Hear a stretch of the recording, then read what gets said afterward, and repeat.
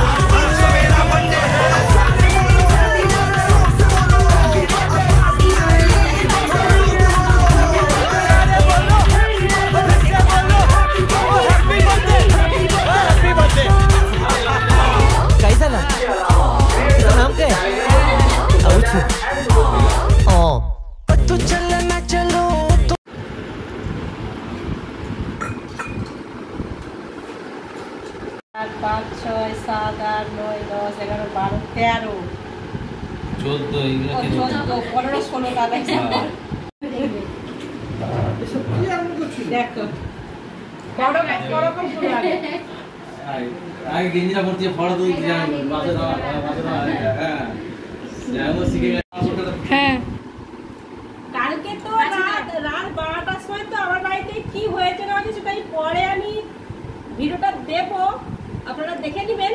আর আজকে আমার মায়ের জায়গাটা কে নিল দেখাচ্ছি। এদিকে আয়। এটা আমার ভাইয়ের বউ, আপনাদের সবার সাথে পরিচয় করে দেওয়া আছে। কিন্তু আমার ভাইয়ের বউ মানে আমার বোন, মানে আমাদের কি বলো ননদ ভাই আছে সেরকম কোনো সম্পর্ক নেই, এটা দিদি আর বোন হয়ে গেছে, ঠিক আছে এইরকম।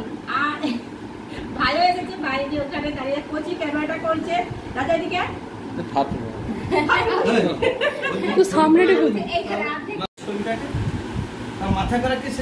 কি কি ভোর থেকে রান্না করেছে আমার জন্য, কি কি রান্না করেছে সেটা আমি দেখিয়ে দিই।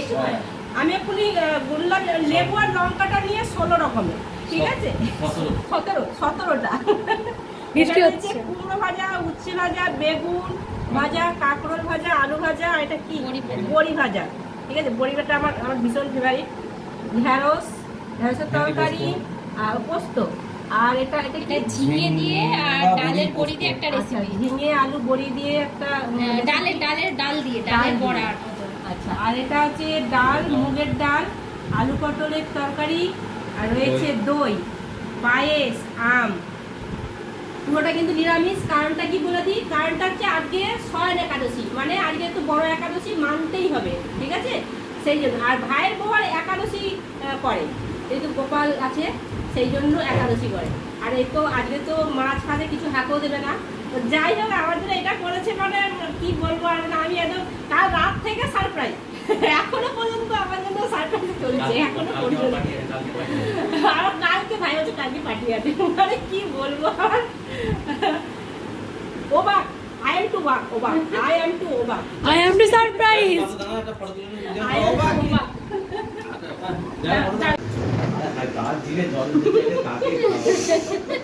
आप गिरते ऐसे।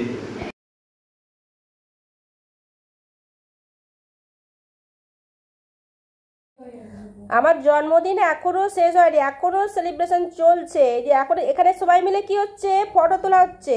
সেরকম সারি সারিভাবে সব দাঁড়িয়ে গেছে, ফটো তোলা হচ্ছে। আর রয়েছে একটু খাওয়ার ব্যবস্থা, সেই জন্য খাবারটা হ্যাঁ বলে দিই, মেনুটা হচ্ছে যে একটা সবজি আর চিকেন আছে, আর সেরকম কিছু নেই। রাত্রিবেলা তো কেউ হিজিবিজি কেউ খাবে না, সেই জন্য সবাই মিলে সবাই মতামত নিয়ে এই রান্না হয়েছে। নমস্কার আমার বন্ধুরা, good morning and welcome back to my channel. কেমন আছেন আমার বন্ধুরা সবাই? আশা করছি আমার বন্ধুরা সবাই ভীষণ হয়ে ভালো আছেন আর সুস্থ আছেন। তাই তো বন্ধুরা, আমরাও সবাই ভালো আছি। আজ 19শে জুলাই, আজ ফ্রাইডে, আর এখন বাজে সকাল 8:45। আমি এখন থেকে চলে এসেছি আমি আমার বন্ধুদের সামনে একটা নতুন ব্লগ নিয়ে। ঠিক আছে বন্ধুরা, আমি আকাশের দিকে দেখাচ্ছি যে আজকে ওয়েদারটা দেখুন, যেন হচ্ছে শরৎকাল যেন এটা মনে হচ্ছে। একদম পেঁজা তুলোর মতো মেঘগুলো ভাসছে, নীল আকাশে, কি যে দারুণ লাগছে। আর বাতাসও দিচ্ছে, খুব ভালো বাতাস দিচ্ছে। আর আমার ফুল গাছগুলো আমি দেখাই, কি বলবো, সকালবেলা আমি ফুল তুলতে এসেছি, প্রচুর ফুল, কি দারুণ লাগছে তাই না? খুব ভালো লাগে। আমি দেখছি আমার খুব ভালো লাগছে, তো তাই আমি আপনাদেরও দেখাই, আমার খুব ভালো লাগে, বুঝেছেন? এত গরম না, এত গরম ভালো লাগছে না। বাইরে রোদ যখন উঠছে না, মানে কি বলবো, সঙ্গে সঙ্গে না বাড়ির মধ্যে এসে যেন ফ্যানের তলায় বসলে যেন শান্তি পাই। আর রান্নাঘরে তো যেতেই ভালো লাগে না, সবসময় ঘেমে নিয়ে এরকম আছি।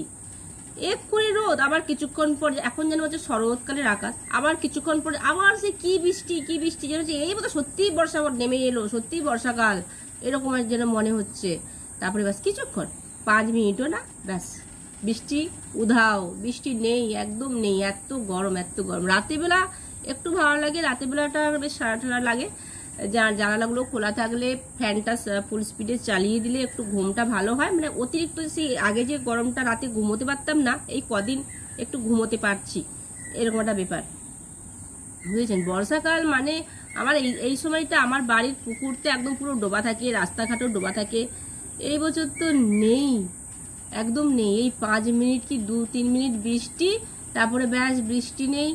কেমন ঝমঝম করে বৃষ্টি হবে, তারপরে সকাল থেকে খিচুড়ি খাওয়ার প্ল্যানিং হবে। আমার মেয়ে বলবে, মা আজকে খিচুড়ি করো, এই করো, ওই করো, সেই করো। আমি এরকম করে সব প্রিপারেশন করতে থাকবো, রান্নার সাজ সরঞ্জাম করতে থাকবো। খিচুড়ি খাওয়ার তো কোনো উপায় আমি দেখছি না। এই বর্ষাকালে খিচুড়ি খেতে হয়, তাই না? সবার প্রতিটা বাড়িতেই খাওয়া হয়, আর সরস্বতী পুজোর সময় খাওয়া হয়। কিন্তু আমার বাড়িতে এই বর্ষাকালে আমি তো খিচুড়ি বানাবোই না। আমার হাজবেন্ড তো এমনিতে খিচুড়ি কম পছন্দ করে, তো এই বর্ষাকালে বানালে ও খুব ভালো করেই খায়।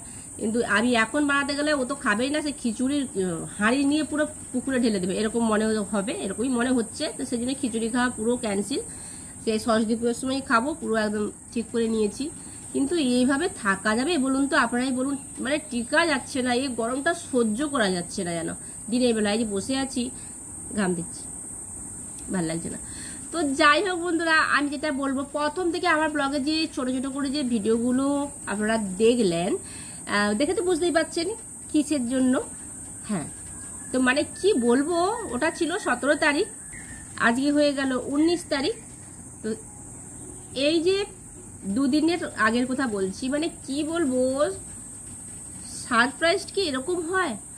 আমার জীবনে এইরকম এই প্রথম সারপ্রাইজটা আমি শুনেছি। সারপ্রাইজ মানে কি সেগুলো আমি সমস্ত জানি, কিন্তু এই জিনিসটা আমি জানতাম না যে এইভাবে সারপ্রাইজটা মানে প্রাণ বেরিয়ে যাবে। এইরকম সারপ্রাইজ মানে এরকম মানে প্রাণ বেরিয়ে যাবে, হার্ট অ্যাটাক হয়ে যাবে মানুষ। আমার ক্ষেত্রে তাই হয়েছে। ওই রকম ওই 17 তারিখে মানে রাত 12টার সময় বলছি, বা 17 তারিখ পড়েছে রাত 12টা, মানে 16 তারিখ শেষ হয়ে রাত 12টা বেজেছে, 17 তারিখ পড়েছে। ওই দিনটা, ওই সময়টা কথা বলছি। আমার ওই ভাইয়ের বউ আর ভাইরা সব এসে যে এরকম করে, যে আমি কিছু জানতাম না, ওরা এরকম করে লুকিয়ে যে এরকম কারবার করেছে, আমি কিচ্ছু জানতাম না। হাজবেন্ডের সেদিনে বিয়ে বাড়ি ছিল, বিয়ে বাড়িতে আমার ভাইয়েরাও গিয়েছিল।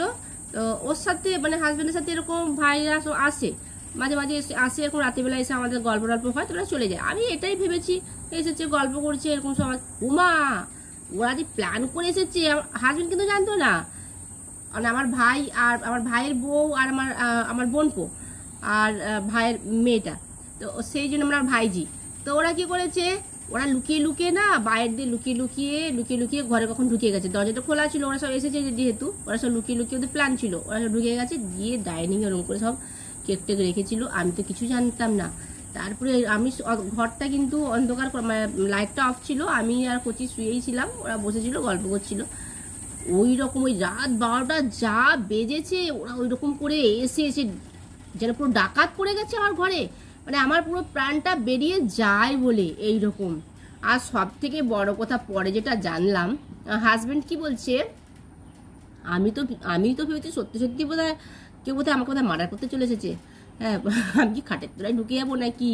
আরে হ্যাঁ, তার মানে তুমি বলছো কি যে এরা যদি না এমন করতো, এটা যদি একটু সারপ্রাইজ গিফট যদি না থাকতো, পুরো সারপ্রাইজ গিফট যদি না থাকতো, তাহলে তুমি মনে হয় কেসটা মনে হয় আমাদের উপরেই চাপিয়ে দিতে, যে আমরাই মনে হচ্ছে তোমাকে মনে হচ্ছে লোক লাগিয়ে মনে এসেছি। বলছে হ্যাঁ ঠিক একদম ঠিক, এইটাই ভাবছিলাম। কি বলবো, আমার কপাল ইয়ার কি করেই হচ্ছিল ওটা। তো যাই হোক বন্ধুরা, আমার তো ভীষণ ভালো লেগেছে। প্রথম দিন তো এরকম হলো, আমি তো কোনোদিনও আমার এইরকম জীবনে হয়নি। তো ওরা যে এইরকম ভাবে যে এই বছর যে আমার এত বছর পর এই বছর যে আমার জন্য যে এইরকম একটা যে গিফট যে ওরা রেখেছিল, আর কি বলবো, আমার ভীষণ ভালো লেগেছে। আর তারপরের দিন ওই যে ভাইয়ের বউ সমস্ত কিছু রান্নাবান্না করে নিয়ে এলো, 16 রকমের আইটেম ছিল, ঠিক আছে, সমস্ত কিছু রান্না করে নিয়ে এসে আমাকে যে ওইভাবে সাজিয়ে যে খেতে দিল, ওটা আরও বেশি ভালো লেগেছে আমার। মানে আমার মায়ের জায়গাটা যেন আমার ভাইয়ের বউ নিয়েছে। আর সত্যি কথা বলতে আমার ভাইয়ের বউয়ের সাথে আমাদের না মানে কি ননদ ভাজের মতো সম্পর্ক নেই, আমরা এমনভাবেই থাকি যেন দুই বোন এরকম যেন মনে হবে, যেন আমার সবাই, আমার বউ বোনটনি সবাই। খুব ভালো লাগলো। তো আপনাদের কেমন লাগলো সেটা কিন্তু আমাকে জানতে হবে। সেটা কি করে জানবো? আমাকে কমেন্ট করে জানান, নাহলে আমি জানবো কি করে? এই কথাটা আমি বারে আপনাদের বলি, আর আপনারা তো বারেই শুনেন, কিন্তু আমাকে কেউ কমেন্ট করেন না। ঠিক আছে বন্ধুরা, আজকের মধ্যে এই পর্যন্তই থাক, কেমন? আর আপনারা ভালো থাকবেন, সুস্থ থাকবেন, সবসময় হাসি খুশি থাকবেন, আর আনন্দে থাকবেন। তা আজকের মতো টাটা বন্ধুরা।